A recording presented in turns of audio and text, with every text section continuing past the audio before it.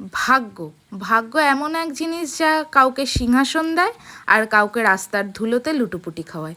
কিন্তু হ্যাঁ, এর সাথে কর্মফলও দায়ী অবশ্যই, কিন্তু সব ক্ষেত্রে কর্মফল কাজ করে না। অনেক ক্ষেত্রে এমন আছে যে কর্মফল হয়তো দুজনারই সমান, কিন্তু কেউ সমাদর পায় আর কেউ ভৎসনা। তো যাই হোক, সো হ্যালো এভরিওয়ান, আমি অর্পি, তোমাদের সাথে আজ একটি নতুন গল্প শেয়ার করতে আসলাম।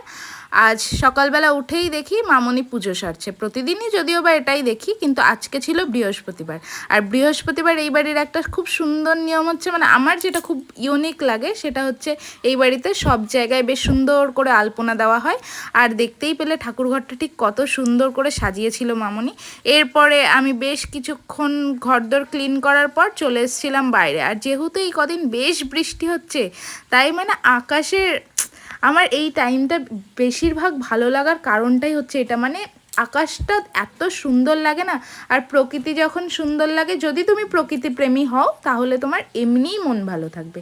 এরপরে ঘরে এসে বেশি আর সময় নষ্ট না করে যা যা রান্না হবে সেই রান্নাগুলো করে নিলাম। আজকের মেনুতে ছিল কুমড়ো দিয়ে বরবটি আলু ভাজা, সাথে কুমড়োর শাক, সব রকম সবজি দিয়ে।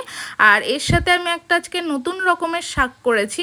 আজকে বেশিরভাগ তোমরা দেখে বলতেই পারো যে তুমি কি আজকে সব শাক রান্না করেছো? হ্যাঁ গো, আজকে কোইন্সিডেন্টলি আমি সব শাক রান্না করেছি।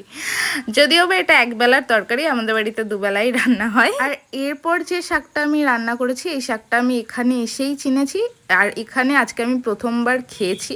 খেতে খুব একটা যে খারাপ সেরকম নয়, বাট আমি খাইনি বলে আমার একটু অন্যরকম অড লেগেছে। তোমরা ট্রাই করতে পারো। এটা হচ্ছে শুশুনি শাক। রান্না করা একদম ইজি, কোনো ব্যাপারই না রান্না করা, শুধু বেছে শাকটাকে একটু তেলের ওপরে ফেলে দাও, ব্যাস কমপ্লিট। তো এবার আমি বলি যে প্রথমে আমি ওরকম ধরনের কথা কেন বললাম। সত্যি একটা কথা বলতে, এটা আমার নিজের অভিজ্ঞতা যে তোমার ভাগ্য যদি তোমার সাথে সাথ দেয় না দেয় না, তাহলে তোমাকে কেউ কোনো দিক থেকে জয়ী করতে পারবে না।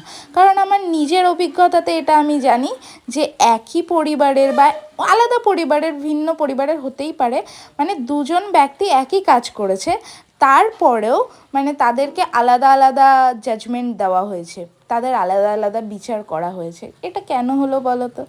অবশ্যই ভাগ্যের জন্য। ওই যার সাথে সুবিচার করা হয়েছে তার ভাগ্যটা ভালো, আর যার সাথে মানে সঠিক বিচারটা করা হয়নি তার ভাগ্যটা তার সাথ দেয়নি, বাস এইটুকুই।